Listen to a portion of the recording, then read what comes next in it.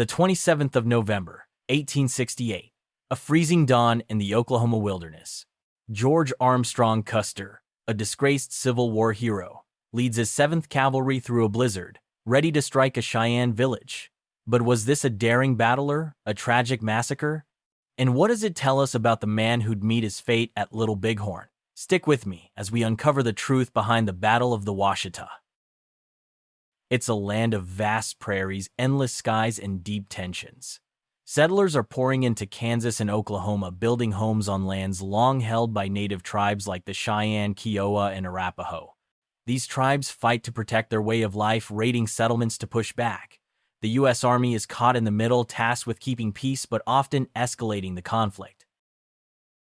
This is the world of the Indian Wars, a messy, brutal struggle where no side escapes unscathed.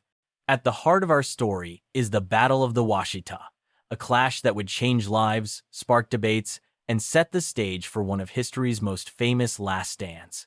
But to understand Washita, we need to meet two men whose fates collide here: a fallen hero desperate for redemption and a young officer tied to America's founding. Let's start with the officer, a name you might not know but should. Meet Louis McLane Hamilton. Born in 1844, he's the grandson of Alexander Hamilton, the guy from the $10 bill and the musical. Louis was no stranger to bravery. As a captain in the 7th U.S. Cavalry during the Civil War, he fought at Chancellorsville and Gettysburg, earning brevets, special promotions for gallantry. That's like getting a medal for courage under fire. By 1868, Louis is serving under George Custer, a man we'll get to in a moment. At Washita, Louis leads a charge into the Cheyenne village, but he doesn't make it out. His death is one of the first in the battle, a stark reminder of the personal costs of Custer's bold plans. Why does Louis matter? Because his story pulls us into Washita, showing us the human side of a complex event. It's not just about strategy or glory, it's about real people making choices with lasting consequences.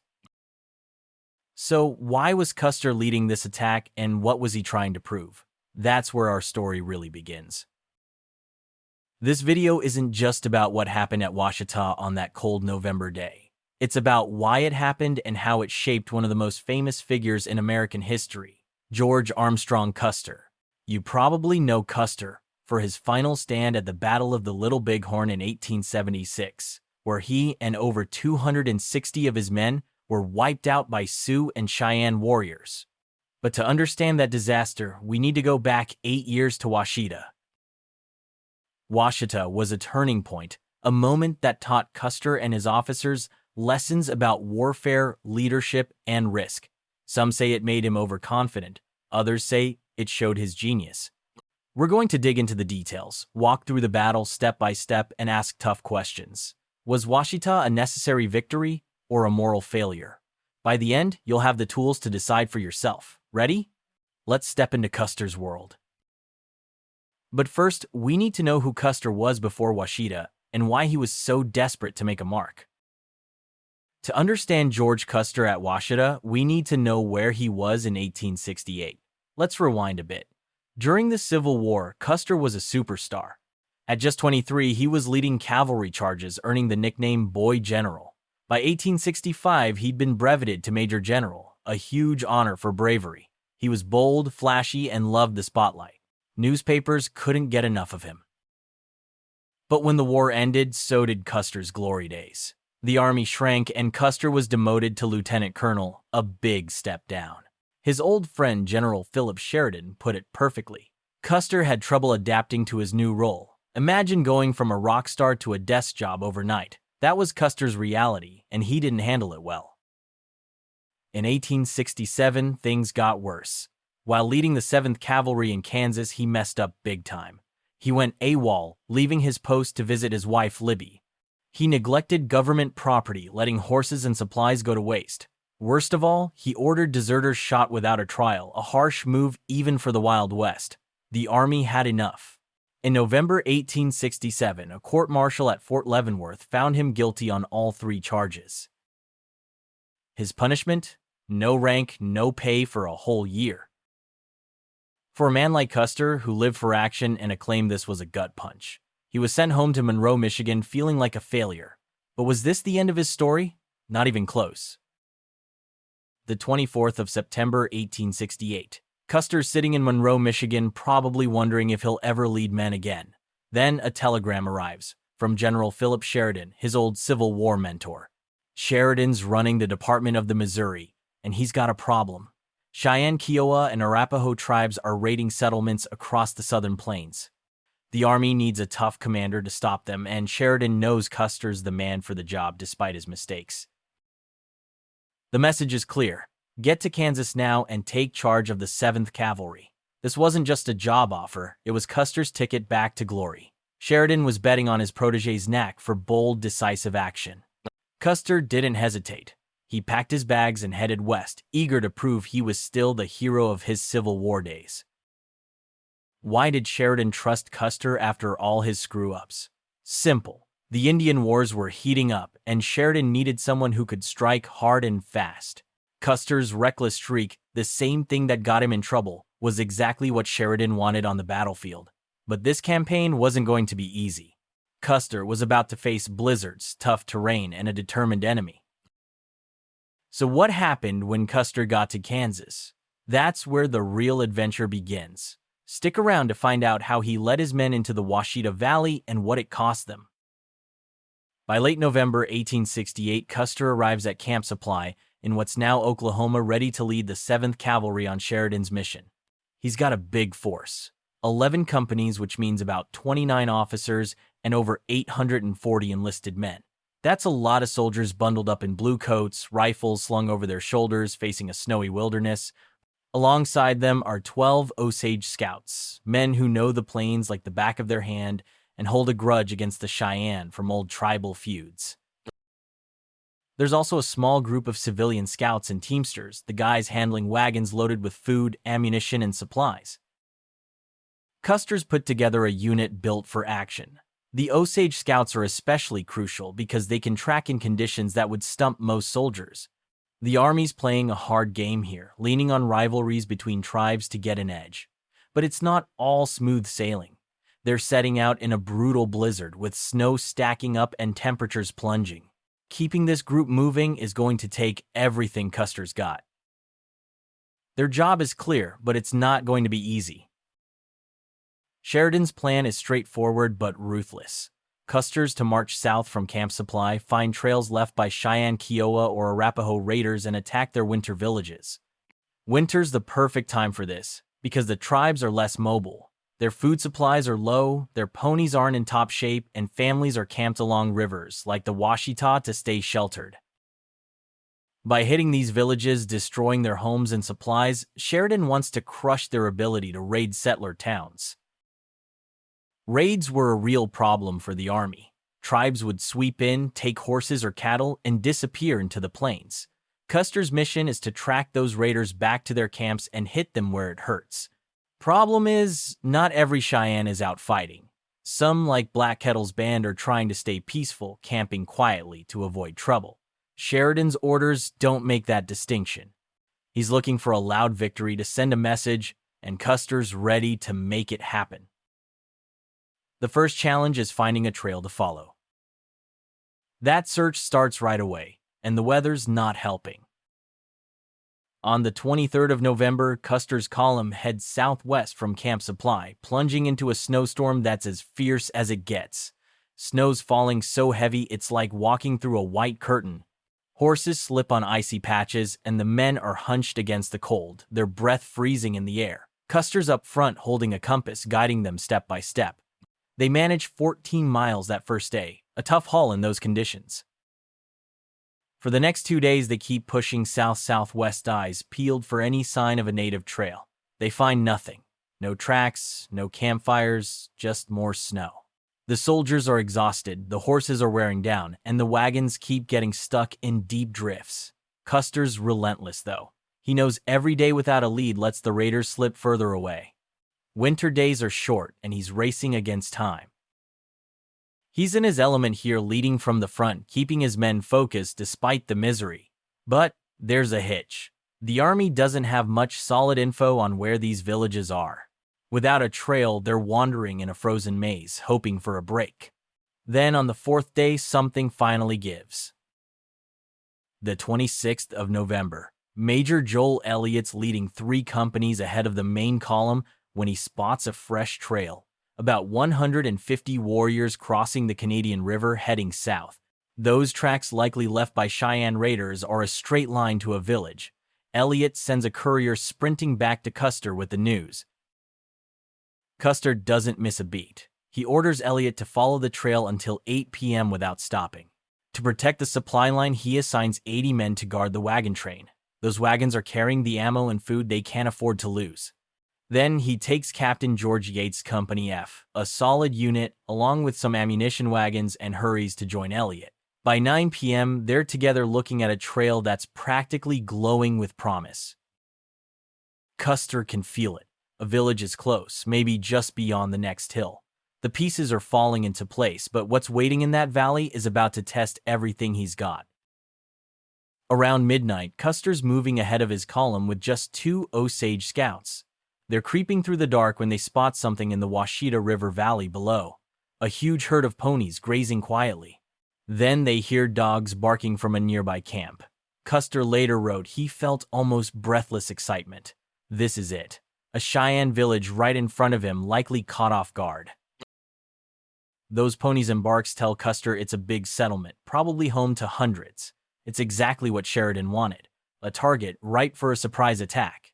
Going out with only 2 scouts was risky. Custer could have been spotted, and the whole plan blown. But his gamble pays off.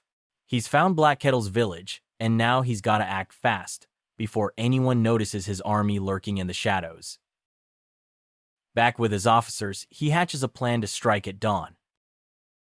Custer gathers his officers under the cover of night and lays out a bold strategy.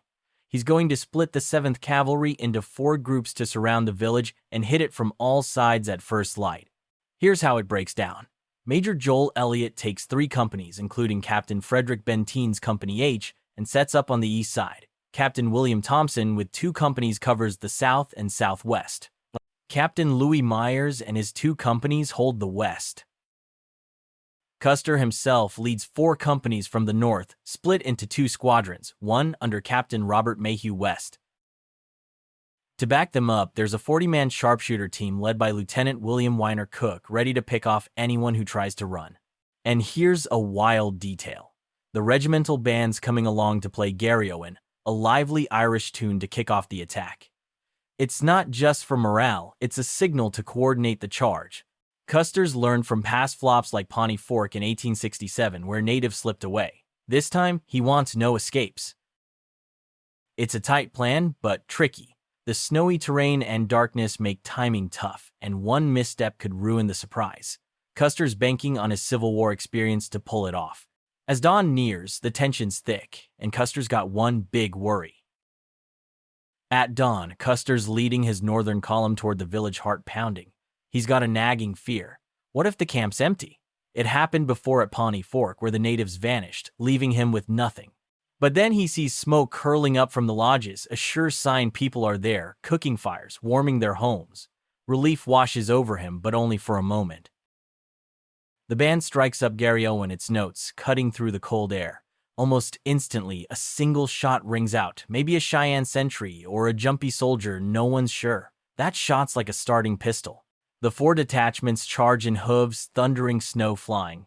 The village wakes to chaos as Custer's men pour in from every direction. It's meant to be a clean, simultaneous strike, but that early shot throws things off, making it messier than planned. The battle's on, and it's about to take a heavy toll.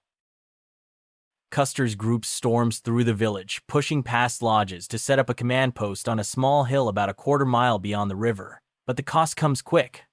Captain Lewis McLane Hamilton, Alexander Hamilton's grandson, is leading 2 companies on Custer's left when a bullet catches him. He's shot out of his saddle, one of the first to die. His men keep charging, but losing a guy like Hamilton stings. He was a hero from Gettysburg, and now he's gone. On the Cheyenne side, it's even worse. The village's leader is Black Kettle, a chief who's seen too much war. He and his wife, Medicine Woman, later try to flee, but they're cut down in the chaos. Black Kettle's no ordinary leader. Back in 1864, he survived the Sand Creek Massacre, where hundreds of Cheyenne were killed by U.S. troops. Since then, he's been pushing for peace, talking with army officials to keep his people safe. His death here isn't just a loss, it's a gut punch to any hope of calm. The fighting's fierce, and things start spiraling. The cavalry's rolling over the village fast, but Cheyenne warriors aren't giving up. They fire back from behind trees and lodges, trying to cover women and children scrambling to safety. It's a desperate stand, and not everyone's fighting fair. Ben Clark, the chief scout, spots something awful. Some of Meyer's men are chasing down non-combatants, women and kids, and killing them. Clark rides straight to Custer and tells him. Custer acts quick, ordering the killings to stop, and any captives to be rounded up and guarded. By now, they've got 53 women and children under watch, a mix of relief and grim necessity. The soldiers also start grabbing hundreds of ponies, a smart move to hobble the Cheyennes' ability to move or fight later. But the battle's not as clean as Custer hoped. That gap in the plan from Thompson's group, getting stuck in rough terrain, means a lot of Cheyennes slip out to the south and east. Then a new threat shows up, and it's bigger than anyone expected. Lieutenant Edward Godfrey's scouting when he sees something that changes everything. Down the Washita Valley, there's not just one village, but hundreds of lodges stretching out, maybe holding over 6,000 natives. Black Kettle's camp was just the edge of a massive network of Cheyenne, Arapaho, and Kiowa bands, maybe led by chiefs like Little Raven or Satanta. Warriors from these villages are starting to move toward Custer's position, and they're not happy. Custer's intelligence only pointed to Black Kettle's group. Nobody told him about this giant web of camps. Now he's got a problem. His 800 men are outnumbered way more than he bargained for. What started as a quick strike is turning into a potential trap. The hills around him are filling with warriors, and he's got to figure out how to handle it. Things get worse when one of Custer's officers makes a fateful choice. Major Joel Elliott sees Cheyenne fleeing through that gap in the south and decides to act. He grabs 17 volunteers and chases them, hoping to cut them off. It's a bold move, but a bad one. They ride toward a stream some call Sergeant Major Creek, though that name's a bit murky. Warriors from those downstream villages spot them and close in. Elliott and his men are surrounded and wiped out, every last one. Custer doesn't know this. He's focused on the village and the growing threat around him. Elliott's loss won't hit until later, but it's a crack in the 7th Cavalry's unity. Some officers like Benteen will blame Custer for not checking on Elliott, and that grudge will linger all the way to Little Bighorn. Right now, though, Custer's got bigger worries. He's deep in hostile territory, and the odds are stacking against him. The battle's shifting fast, and Custer's about to face his toughest test yet. Custer, standing on that hill overlooking Black Kettle's village, but his victory's starting to feel shaky. Hundreds of warriors are gathering on the ridges around him, their silhouettes dark against the snowy hills. These aren't just stragglers from the village, they're fighters from those downstream camps, maybe thousands strong. Custer's getting reports about the massive lodges down the valley, and he's realizing his 800 men might be in over their heads. The air's thick with tension, and he's got to make some hard calls fast, or risk getting swamped. Just when things look grim, a stroke of luck rolls in. Lieutenant John Bell's ammunition wagons come charging into the village under escort, kicking up snow. Those wagons are packed with bullets and powder, exactly what Custer needs to keep fighting if it comes to that. Without this resupply, they'd be down to their last rounds in a drawn-out scrap. It's a game-changer, giving Custer a bit of breathing room, but he knows he can't stay put much longer. His next move is about making sure the Cheyenne can't bounce back. Custer decides to hit the Cheyenne where it hurts most. He orders his men to burn everything in the village: lodges, food, blankets, the works. Flames tear through the camp, turning homes into ash. This isn't just about winning the battle, it's about making sure the survivors can't regroup. Winter's brutal out here, and without shelter or supplies, anyone left is facing starvation or exposure. It's a page out of Sheridan's playbook. Break the enemy's will by taking everything they need to survive. Then comes the toughest call. Custer tells his men to slaughter over 800 ponies they've rounded up. Picture it. Hundreds of animals gunned down or knifed, a grim job that leaves even tough soldiers uneasy. Ponies are the Cheyennes' lifeline for travel, hunting, and fighting. Killing them means crippling any chance of a comeback. It's smart strategy but brutal. Some Cheyenne later call it a wound as deep as losing their people. Custer's focused on the mission, but these choices are starting to stack up heavy. With the village in ruins, Custer's got to figure out how to get his men out alive. Custer's not ready to run yet, but he needs to keep those warriors on the hills guessing. He sends out small groups to poke at them like jabs in a boxing match. Captain Frederick Benteen and Captain Thomas Benton Weir each lead quick feint skirmishes that make the warriors think twice about rushing in. These moves buy Custer time to get organized, but they're risky, splitting his already stretched force. He's also got a nagging worry about Major Joel Elliott. Nobody's heard from Elliott and his 17 volunteers since they chased those fleeing Cheyenne. Custer sends Captain Louis Myers to scout for them riding out toward where they were last seen. Myers combs the area but comes back empty-handed. No sign of Elliott, no tracks, nothing. Custer doesn't know it, but Elliott's already dead, cut down by warriors near a stream. That loss is going to haunt the 7th Cavalry later, but right now, Custer's got to focus on the men he's got. Time's running out, and Custer's about to pull off a wild plan to slip away. Custer's surrounded and outnumbered, but he's not panicking. He leans on an old war saying, "Do what your enemy doesn't expect or want." Instead of retreating, he does something bold. He orders his column casualties and 53 captives loaded into wagons and starts marching north across the river right toward those downstream villages. It's like walking into the lion's den with a stick. The warriors fire from the hills, trading shots with Custer's men, but they don't press too hard. Why? Those captives, mostly women and children, are in the wagons, and the warriors don't want to risk hitting them. Custer's counting on that hesitation, using the captives as a shield, a move that's clever but feels cold. His column even passes close to where Elliott's men lie dead, but it's too snowy or chaotic to notice. The bluff works for now, keeping the warriors at bay, but Custer's not out of the woods yet. Night's falling, and Custer's got one last trick up his sleeve. As darkness sets in, Custer pulls off his real plan. Under the cover of night, he swings the column around, backtracking northwest toward the wagon train they left behind. It's a grueling march, dozens of miles through snow, with tired men, wounded soldiers, and captives slowing them down. The warriors don't follow too closely, probably worried about their own villages or the captives. Custer's gamble pays off. By morning, his column's clear of the Washita Valley, linking up with the supply train. It's a clean getaway, one that shows Custer's knack for thinking on his feet. His men are beat, but alive, and the mission's technically done. Sheridan's gonna love this, but the story's not over. That escape hides some cracks, like Elliott's missing men, that'll come back to bite later. For now, though, Custer's pulled off what looked impossible. With the Washita Valley behind him, Custer's escape is a win, but it came at a steep price. The 7th Cavalry's official report lists the toll. 2 officers, Captain Lewis McLane, Hamilton, and Major Joel Elliott, plus 18 enlisted men, are dead. 3 more officers and 12 soldiers are wounded, some badly enough to need wagons to carry them back.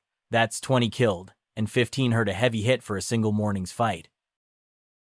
On the Cheyenne side, the losses are harder to pin down. Custer's reports claim over 100 dead, but those numbers don't add up.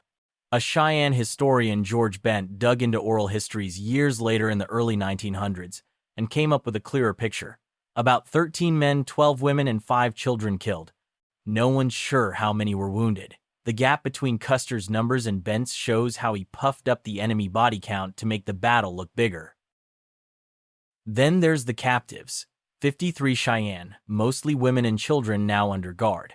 Custer's holding them as leverage, a bargaining chip to pressure other Cheyenne leaders into talks. It's a grim reality. These families are caught in the middle, their homes burned, their loved ones gone. The battle's over, but its weight is just starting to sink in. Custer's not done yet, though. His men have one more march to make. Custer leads his column back to Camp Supply, their wagons creaking with wounded soldiers and captives. When they arrive, the 7th Cavalry puts on a show, marching past General Sheridan in a proud display. Sheridan's all smiles, nodding his approval. To him, Washita's a success. A Cheyenne village destroyed, raids disrupted, and Custer back in the game. It's the kind of win the army wanted, a loud message to the Plains tribes. The captives don't stay at Camp Supply long. They're sent to Fort Hays in Kansas, a military post where they'll be held for months. The Army's plan is to use them to force Cheyenne leaders to negotiate or surrender. It's a cold strategy treating people like pawns, but it's how things worked in the Indian Wars. For Custer and his men, though, the parade at Camp Supply feels like a moment of triumph, a chance to shake off the battle's chaos and bask in Sheridan's praise. But not everyone's cheering, and the story's about to take a darker turn. Back east, the news of Washita spreads fast, and it's not all good. Custer's riding high, his reputation restored after that court-martial disgrace. The Army's happy, calling Washita a clear victory. Secretary of War John Schofield even says this kind of attack could work again up at Powder River, hinting at more campaigns against tribes like the Sioux. But there's a problem: Black Kettle's death. Here's a guy who survived the Sand Creek Massacre in 1864 and still pushed for peace meeting with Army officials to keep his people out of trouble. When word gets out that he and his wife were killed in a dawn raid, on their village newspapers explode. Some call Custer a hero for crushing raiders, others call him a butcher for attacking a peaceful camp. Humanitarians and some politicians are furious, arguing the Cheyenne didn't deserve this. The debate rages. Was Washita a necessary strike or a shameful overreach? That split in opinion shows what's at stake. For the Army, it's a step toward controlling the plains. For the Cheyenne, it's a wound that fuels anger and resistance. Schofield's talk of Powder River turns out to be a grim prophecy, because those same tactics, Custer's boldness, his all-or-nothing style, will lead him straight to Little Bighorn 8 years later. Washita's legacy isn't just about who won or lost, it's about what it set in motion for Custer, the Cheyenne, and the Indian Wars. Looking back at Washita, what stands out about Custer is his sheer nerve. This guy led his men through a blizzard, navigated with just a compass, planned a four-way attack in the dark, and pulled off a daring escape when the odds turned ugly. That's the kind of bold thinking that made him a Civil War star. He was all in at Washita, betting everything on surprise and speed, just like he did at Gettysburg. It worked here. He smashed Black Kettle's village and got his men out alive. For Sheridan, that was proof Custer was back the hero he needed. But there's a flip side. Custer's big swings came with risks. He didn't know about those downstream villages, thousands strong, and that misstep nearly trapped him. Then there's Major Joel Elliott. Custer sent Myers to look for him, but didn't push harder to find his missing men.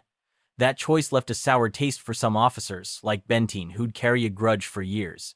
Washita showed Custer's guts, but also his blind spots, like leaning too hard on shock tactics without enough backup plans. Those habits would follow him to Little Bighorn, where they'd cost him everything. That leads to a bigger question about what Washita really was. Was Washita a battle or a massacre? It's a question that hung over the fight then and still does now. On one hand, Custer's men faced real resistance. Cheyenne warriors fought back hard, protecting their families, and some of his soldiers, like Hamilton, paid the ultimate price. The Army saw it as a straight-up win, a textbook strike against a hostile threat. But then you look at the other side. Black Kettle's village wasn't out raiding. He was a peacemaker, and yet his people, including women and children, were killed in a dawn attack. That split makes Washita messy. Historians still argue over it, some calling it a tactical masterstroke, others a moral failure. The truth probably lies in the middle. A victory for Custer's playbook, but a tragedy for the Cheyenne. By not picking a side, the story pushes us to think about what war really costs, especially when it's not just soldiers in the crossfire. To get why this matters, we need to zoom out and see Washita's place in history. Washita wasn't just one fight, it was a turning point in the Indian Wars. For Custer, it was a proving ground. He took what he learned here, the power of surprise, the need for bold moves, and carried it forward. Sheridan and the Army loved it. Schofield's comment about using these tactics at Powder River shows how Washita shaped their thinking. Hit hard, hit fast, and don't let up. But that mindset had a blind spot. The Army didn't count on how tough the Plains tribes could be. The Cheyenne, Sioux, and others didn't just roll over after Washita. Losing Black Kettle and their village lit a fire under them. By 1876 at Little Bighorn, those tribes would hit back hard, wiping out Custer and over 260 of his men. Washita's success made the army cocky, but it also tightened the screws on a conflict that was far from over. It's like a cycle. One win leads to more fighting, and Washita was a big link in that chain. That brings us to the Cheyenne side of the story, which isn't told enough. For the Cheyenne, Washita wasn't just a battle, it was a heartbreak. Black Kettle was their voice for peace, a leader who'd sat with army officials trying to keep his people safe even after Sand Creek's horrors. Losing him and his wife plus at least 30 others, including women and children, was a blow they couldn't shake. George Bent, a Cheyenne historian, later talked to survivors and pieced together their stories. His count of 13 men, 12 women, and 5 children dead shows how many families were torn apart. Those 53 captives, mostly women and kids, were marched to Fort Hays, their lives upended. For the Cheyenne, Washita wasn't just about losing a village, it was about losing hope. It pushed other leaders to fight harder, joining forces with tribes like the Sioux. That anger, that sense of betrayal, fueled their stand at Little Bighorn. The Cheyenne story reminds us this wasn't just Custer's moment, it was their tragedy too. And that leads to the big question of what drove those choices on both sides. Custer's moves at Washita, burning the village, killing those 800 ponies using captives as a shield, were straight out of Sheridan's game plan. The Army's goal in the 1860s was to break the Plains tribes, not just fight them. Destroy their food, their homes, their horses, and you leave them with nothing to resist. It's called total war, and Washita was a textbook case. Custer saw it as his job. Hit hard, win fast, and get out. But then you've got moments like Ben Clark's report. He saw soldiers killing women and children and told Custer who stopped it. That glimpse of restraint shows Custer wasn't blind to right and wrong, but the bigger picture, the burning, the slaughter, feels heavy. Was it necessary to crush the Cheyenne, or was it too much? That tension between winning a war and doing what's right runs through Washita like a fault line.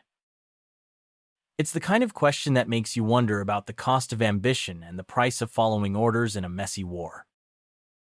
All these pieces, Custer's drive, the Cheyenne's loss, the Army's push, come together to tell us what Washita really means. Before we wrap up this story, let's take a moment to make sure we've got the details right, because history can get messy if you're not careful. First up, there's a name we've been using, Lewis McLane Hamilton.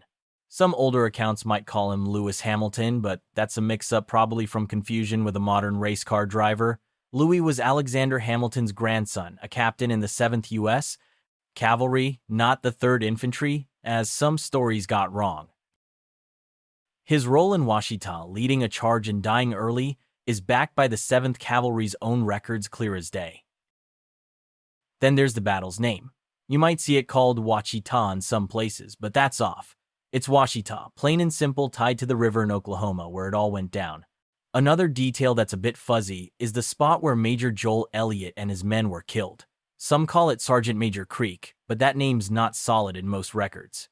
It's likely just a small stream near the Washita River, and we stick with that to keep things clear. These corrections matter because they ground the story in truth. We're pulling from solid sources. Custer's own reports, Sheridan's letters, and accounts from places like the Oklahoma Historical Society and National Park Service. For the Cheyenne side, we've got George Bent, a historian who talked to survivors years later. His numbers on the dead, 13 men, 12 women, 5 children, are way more reliable than Custer's inflated claims. Those sources help us see both the Army's view and the Cheyenne's pain, giving us a fuller picture. What's extra important is how Washita's not just a one-off event. The tactics Custer used, the destruction, the captives, all fed into a bigger story of the Indian Wars. Black Kettle's death pushed the Cheyenne to fight harder, and that ripple effect hit hard at Little Bighorn. Keeping the facts straight helps us understand why this battle shaped so much of what came after for Custer, his men, and the Plains tribes. With all that in mind, let's pull it together and see what Washita really tells us about history.